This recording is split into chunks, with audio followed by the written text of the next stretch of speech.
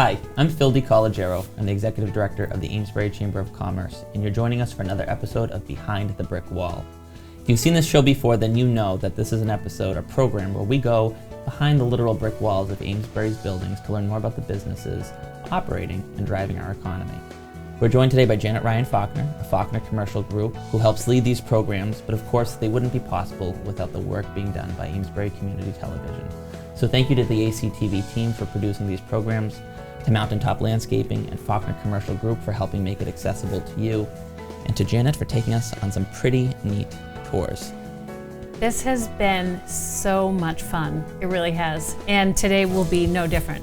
So we kind of like hit a trend really where we constantly seem to be visiting with some pretty dynamic women in business. And today is no different. We're visiting two pretty neat women in business that are really, hustling behind the brick wall. Yeah. Both of these women, both businesses, will be speaking with Barbara Lorenc, and who is the creator of that whole project there on Cedar Street. So we'll be interviewing her at 14 Cedar Street. And then we're going to be meeting with Lisa, who is the dynamo behind Kitchen Local. So it's really going to be phenomenal. Dynamo, it's crazy. I guess they really built those mill buildings well, because there's a lot of energy there that's going to be in this one building. And we've been there before, actually. We went and we visited with Tyler Workman, who owns Kaha Coffee. Yep, Kaha Coffee. So today we're going again behind this unassuming, typical mill building, but doing some pretty not typical things. So first, who are we going to visit? Barbara? Barbara first, correct. Very cool. Yep. Well, I'm psyched. I'm a little bit nervous to see these two, balls of energy and frankly dynamos together. So let's go check out. And I know we'll have limited time, but I know Barbara and I, or Lisa and I, could probably talk for an hour each, but we'll be good. We'll see what we're able to squeeze in. Great. Let's go.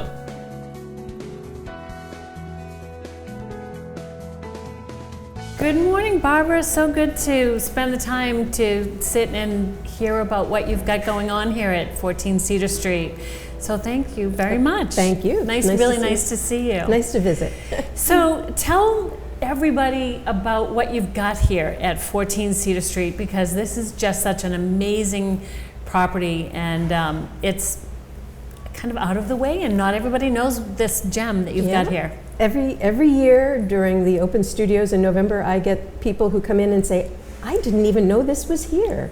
And they're right from up the street, we have 67 tenants and very mixed use. We have intellectual property lawyers, and we have a shared use commercial kitchen. We have kung fu, and we have about 45 different fine artists who are located here. And it's pretty much open 24/7 for their use. And it's just a fun place. It's sort of a community. People, I like to say, they come in here starting their business and then they graduate to a permanent location. I've had a few of those, and other people will just grow in place. It's fascinating to watch and who comes through the door. And it seems like every time I have an opening, there's someone who steps in immediately saying, oh, I needed this. Oh, that's perfect. I think it's fulfilling a need in the community for small, affordable workspace. So it's a true incubator. It's that's people. What I like to think come that. here. They start out. They're growing their business. It's not a huge commitment. That's wonderful. Yeah. Now, how long ago did you start this, and what made you choose Amesbury and this location? Well, I was in real estate in 1998 with Coldwell Banker in Newburyport, and we came over on a broker's tour, or a sales rep's tour of Cedar Street, and I thought, I got a chill, and I thought, I could do something with this place, and I thought, oh, it's a great price. And then that was in 1998, but until 2002, when it came on auction, at town auction, I didn't really have the wherewithal or what to do it, but I ended up becoming successful and bidding for it in the day after my 50th birthday. So it was like my ill-advised retirement plan, is what I like to say. That's but it's been a work of love since then for 19 and a half years so far. You mentioned that when you came on that tour and you saw this this building, that it kind of gave you a chill. I love that. There is a really great vibe in this building. Just a great energy. It's definitely a hands-on experience. I sit here a lot in the office, and people just stop in. People who have studios who don't normally go out and see people. If you're at home doing your artwork, you don't see people. But when you come here, there's a chance you're going to either meet another artist or another business owner, and it just makes it feel like you're going to work. And I think it makes people more productive when they get out of the house. That's great. And coming into a space where you've got such great energy is really something. It's good. So what is the mix? You've got Kaha Coffee Roasters, which we visited not long ago. You've got attorneys. So what's the mix of more of a light industrial versus office space here? It's more art space. 45 units are artists. The rest out of 67, I don't know what I can't do the math that fast, but 67 tenants, and the rest are small businesses. We have pediatric occupational therapists, speech therapy. We have a weaver that just moved in. That's quite interesting. Yeah, it's just it's a very eclectic mix. Some therapists. I have a woman who does canvas cushions and boat canvas. She's here, and a pottery person, so a potter. So everything is, they just keep coming. That's terrific. I like it as a creative space. And you mentioned that it's open 24/7. Yes. So how does that work? Well, we do have people that have children and they come in late at night. It's always been available to people at any time.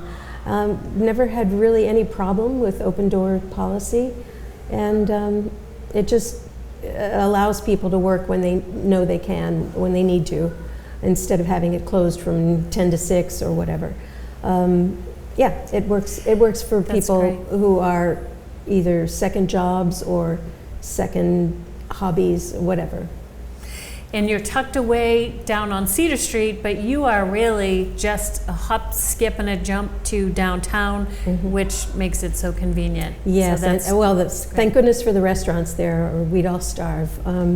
It's a nice location to be in, and we just find the neighborhood to be very welcoming and warm, with condos there and apartments next door, and the neighborhood supports us very nicely. Well, you're a wonderful addition to Amesbury, and we're very happy that you're here. Thanks. I'm glad to be here too. Great. So, Barbara, I love your story, and I find it so interesting that you happened upon this building and it just spoke to you, and that I forget how you had said it, but that this was became a, well, and you'll say it better, but it became your retirement plan, right? And because you were 50, you had just turned 50, and we have that in common. I got my real estate license when I started a new career at 50. So that's a great story. So when you bought this building, tell us about what it looked like back then. Well, back then we had a bunch of old dead cars out back, and a boat in the front, gates and barbed wire around the property left over from the war effort that Henschel had. It was a scary building, woodworkers on both ends, and one staircase that looked like a boat staircase going to the second floor, and another one up to the third floor. It was a contaminated property, which in my undue diligence, I didn't do the due diligence before I bought it, but so that had to get cleaned up, or else this would just be a storage facility, because that would be the only way to keep it going. But yeah, it was my ill-advised retirement plan, and the day after my 50th birthday, and I got it at auction, and my husband said that, yeah, don't spend over this amount, and if you do, we're done. We were done anyway. But it doesn't matter. This was a change of life. I'd had 3 children. They were all pretty much not launched, but still working and going to school, and I just knew that I needed something to do for the next 50 years. I know my mother was a long-lived person, so I assumed I was going to be too. And we'll see about that. But this didn't kill me, so I think I'm better for it. That's great. It's been fun. So you also had mentioned something about you had a small gift from your mother, yes. And that's what you used to kickstart. Yes, this. It was 4 years from the first time I saw the building until I actually was able to buy it.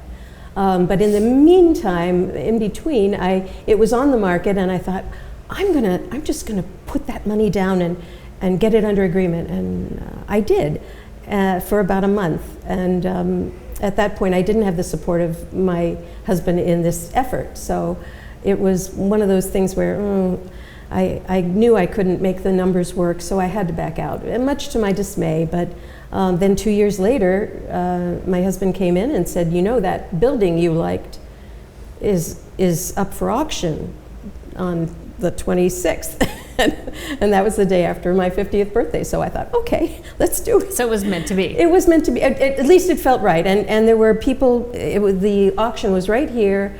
And I was, one of like 4 people. And they kept raising their hand, and I kept raising mine. And all of a sudden, it was over, and I was the last person standing. So, and I think my husband at the time was surprised that I actually got it. It's like, it's one of those, holy moly, what are you going to do now? So what was that feeling like? There's an expression of feeling like the dog that caught the car, right? Yeah, what do you do with it, right? Well, I refinanced my principal residence, and because you couldn't get a bank to loan money on this because it was contaminated, yeah, and the banks don't want to touch anything that's contaminated. Right. So for the first 3 years, I just made it work with the tenants and the mortgage. And then after that, I was able to go through mass development and get a brownfields loan. And once that brownfields loan was in place, they were able to give.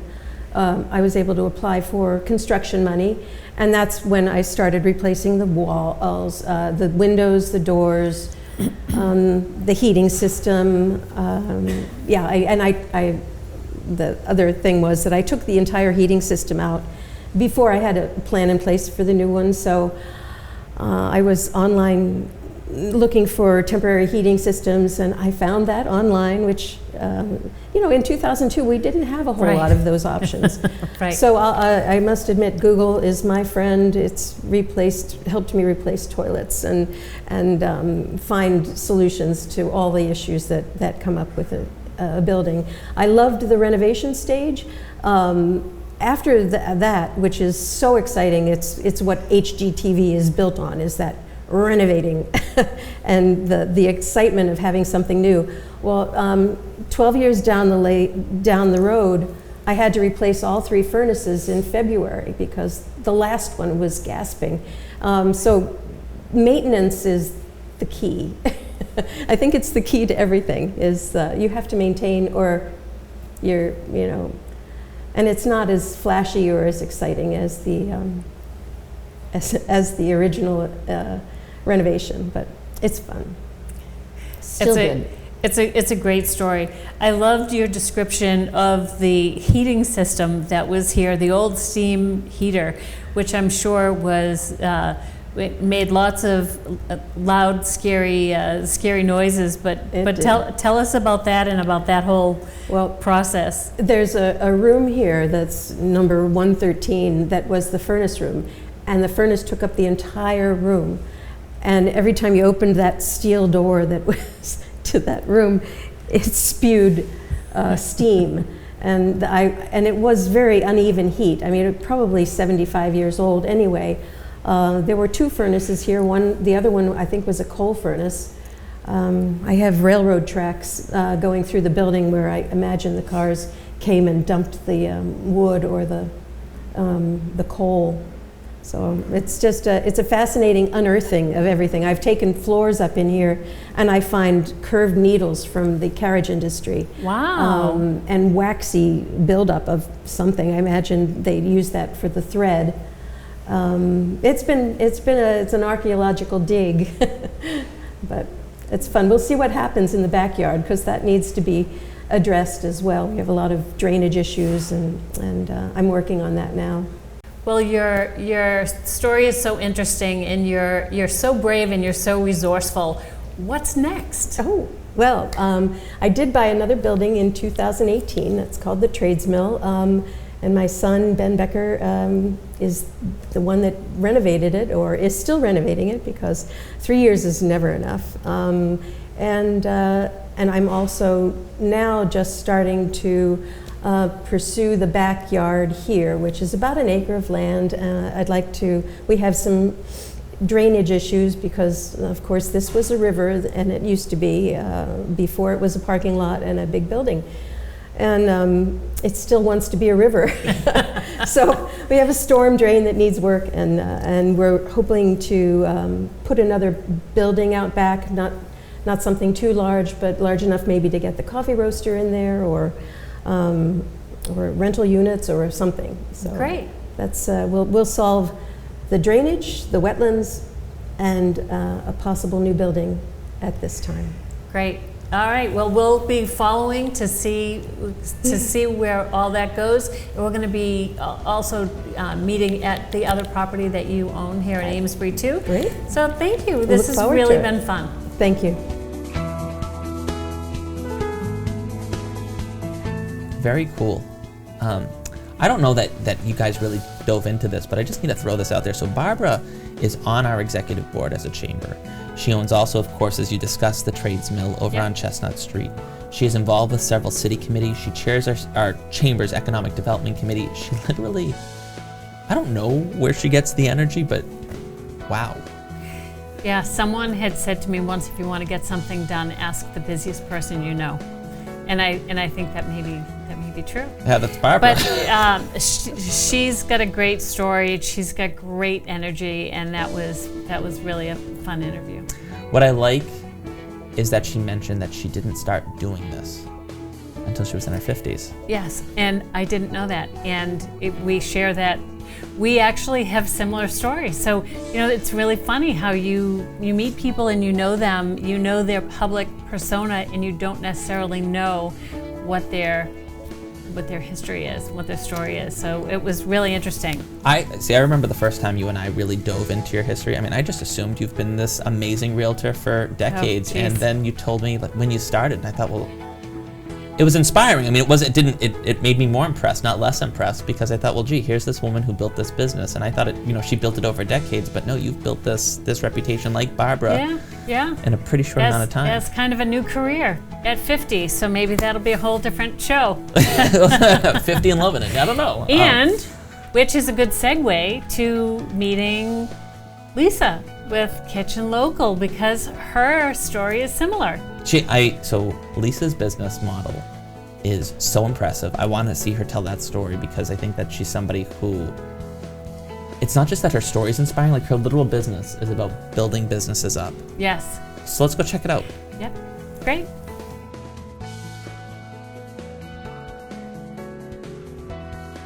Well, good morning, Lisa. Thanks so much for taking the time to meet with me and tell everybody about Kitchen Local. So I feel a little bit awkward being in the kitchen. I'm not much of a cook, okay, but I've heard wonderful things about Kitchen Local, and I'd love to hear your story. Well, thank you, and good morning to you as well. Thank you for coming by to hear all about Kitchen Local.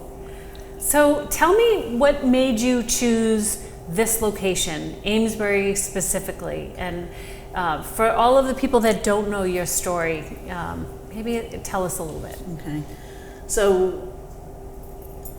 when I was deciding to start this business, I first of all just thought of 14 Cedar Street. I had been here several years prior for a Chamber of Commerce event when I worked for a different company, and it just felt great. So I did look at several spaces around Amesbury, and I loved Barbara.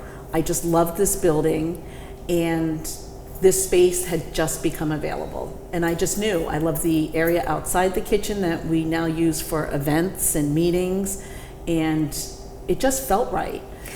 So when you found this space, it was a raw space? It was not. There was someone in it who was leaving. Okay. But it was not a kitchen. So Okay. it was a raw space, and that it was wood plank ceilings and brick walls.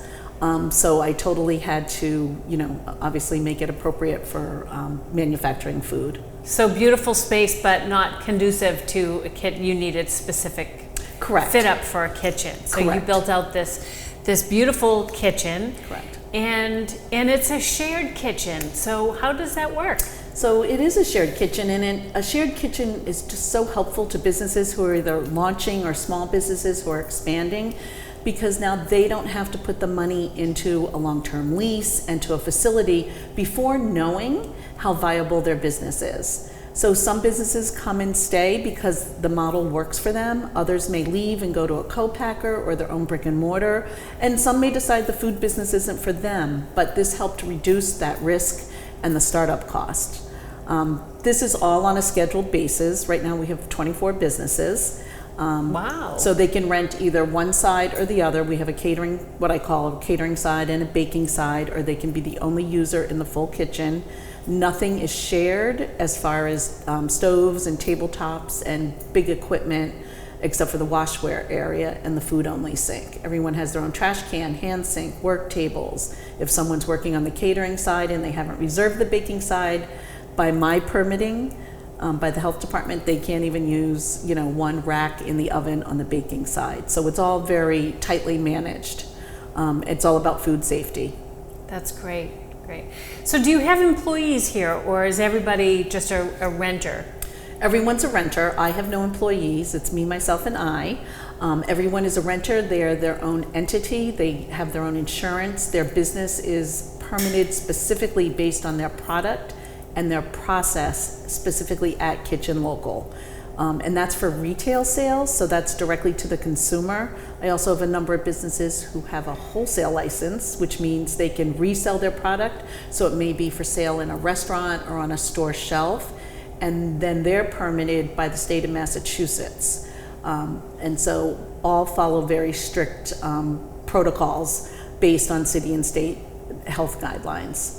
Now, where are all of your renters from? Are they local, or are they coming from other areas in Massachusetts and maybe in southern New Hampshire as well? Correct. So I have businesses in that come from Dover, New Hampshire, Exeter, New Hampshire, out by Lawrence and Methuen, down to Danvers. I've had businesses in the past that have come from Salem, Mass. So there are some that are much more local and some that probably come from about 45 minutes out. Wow, that's really interesting. So it's great. So you really draw people from all over the area, large and small. Yes. Right? Yes. So when did you start this? I opened my doors in January of 2013. So we're going into our 9th year this January, which is, when I think about it, it's almost a decade. So. Wow, that's great. Great. So Lisa, what's your background? I mean, this is quite an endeavor, and it's been very successful because you've been doing it almost 10 years now, right? We'll have to have some sort of a celebration, right? I know, your 10-year absolutely. anniversary. So we'll watch for details about that next year. But how did you start this? What's your background? So my background isn't necessarily in food. I mean, I've always Really? dabbled in food from being a teenager, waitressing and working on the side for catering companies and things like that. But I don't have a hospitality or a culinary background. My background, I have my master's in vocational rehabilitation counseling. So I've always worked with people with disabilities and helping them with employment. But in that, I've also done a lot of marketing, community engagement, and I've always just kind of thought, maybe I'd like to go into the food business at some point. So I was going to make quiches. That's how this started. But I thought, maybe I could do a shared kitchen. My brother has a catering company in Texas on the side, in addition to his full-time career. And so he had worked out of a number of kitchens, and I just was very intrigued by it. Yeah. And someone said to me, you just need to do that. So I just, in my 50s, decided I just wanted something different. I wanted to kind of be a little bit more the captain of my own ship in a different way and take all those skills I've acquired through the years and just put it to use supporting small businesses, being a small business myself, kind of with community. And to me, food is about community. And I decided I'm going to figure out how to do this. At the time, there were fewer than 100 in the country. And I was the fourth one in Massachusetts. There was no business model.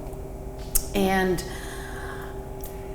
I had a fire lit under me, and I put my due diligence in, and I made it happen. And it wasn't as easy as that just sounded, but right. I love it, and I'm seeing a theme with this career. The career changes, right around 50 years old for a lot of women. So I love that. I had no idea. That's a great story. So it's been great, and through the years I've utilized so much of my experience from the past that I never even thought of. So it's interesting when you tap into things and just are able to kind of recognize that and appreciate it. Right, and I think we do that, right, as we get older, and we have had all these experiences that now we put into being successful in a totally new career. That's phenomenal. So what are your plans going forward? Any expansion plans? What are your thoughts? I don't have any expansion plans right now. So the kitchen's really busy, which is wonderful. Right now we have a waiting list, and that does change throughout the year a little bit as someone may leave and go to their own brick and mortar. Someone may decide for different reasons that they're going to put a hold on their food business. But I do a lot of consulting as well. So I meet with businesses, whether they're going to come use the kitchen or not, how to start a business, what's entailed, what's their idea. And I always say the earlier the better. I had no idea you did that. I'm so... it's short money. It's an hour and a half typically. And I will talk about the kitchen, but if they don't come and use the kitchen, that's absolutely fine, because there's such a value. There's so much misinformation about the food industry, and you can make the best meatballs or cookies in the world, but to make it into a business is a whole different animal. Right. So knowing what you would need to do, what your product entails, does it need lab testing? Is it a potentially hazardous food? Where are you planning on selling it? What the startup costs might be? If you're doing hot sauce, you need a scheduled food process. So there's a lot more than people realize. So I like to be able to give them that information so they can make a decision whether or not they think they even want to go into the food business. And if they do, now here are some clear-cut steps as to what they need to do. So I feel like I bring a lot of value for that. I also work really closely with the businesses here to mentor them for business consulting. It's a perk of being a business here. Marketing, I try to help them market, and that is a strength of mine, so I try to share that, because when we're a solopreneur, we don't have all those departments, and we don't have strengths in every area. That's just the way it is. I couldn't have done this without a village of people that just came and offered to help me as I was getting going. There's no way I could have. It was just amazing. So I try to pass that. Pay it forward. Pay it forward. That's great. Absolutely. It's a terrific story. It really is. So I'm really glad we had a chance to sit and talk, and I got to really learn more about what you do and what you have to offer. And I wish you the best of success here. It's terrific. Thank you very Great. much. It's been a pleasure. Lisa's fantastic. Yes, she is. I think I said this before, but I'll say it again. I mean, how great of an example of a business owner who's lifting up other business owners, because people who want to start Absolutely. a business, instead of you going and doing that whole outlay, let's go and let's build our own kitchen. The opportunities that Lisa allowed to happen, I mean, it's wild. It's more wild is the number of business owners you meet outside of Amesbury who got their start with Lisa. Yeah, and she has kind of an incubator inside the incubator there, right? I mean, by helping businesses. Yes, And it's so cool to hear that she does consulting with them. And by the way, she spoke so highly of how much help she had when she started that whole business there. So it was really great, really fun. paying it forward. I mean, here are two women that probably most people in Amesbury have no idea about, and yet Right. between the two of them, I mean, they've helped create opportunities for dozens and dozens of businesses. Yep. Just to recap, right? Barbara had said that there are 67 tenants, and I think Lisa has over 24 is what she said. Yes. Yep. I mean, those are incomes, those are families, those are jobs. Right. That's putting Amesbury on the map, and it's just a reminder of what's happening inside this basic brick building. And both have people coming from all, I kind of just jumped right over Do you it. there, sorry, but that's such a draw for people. Those aren't just local people, those are people that are coming to Amesbury and buying gas here and buying lunch here and doing business here, which is, it's really phenomenal. It is. On Cedar Street. Yep, So it's pretty right cool. here on Cedar Street. Well, thank you, Janet. My pleasure. Thank you to Mountaintop Landscape Co. for helping make this possible with Faulkner Commercial Group. And again, I want to just say a big thank you to the Amesbury Community Television team that continue to make this program literally edited as well as it is, because, I mean, we're just the faces. And Janet, I'm eager for our next program, so Me thank too. you. Great, thank you.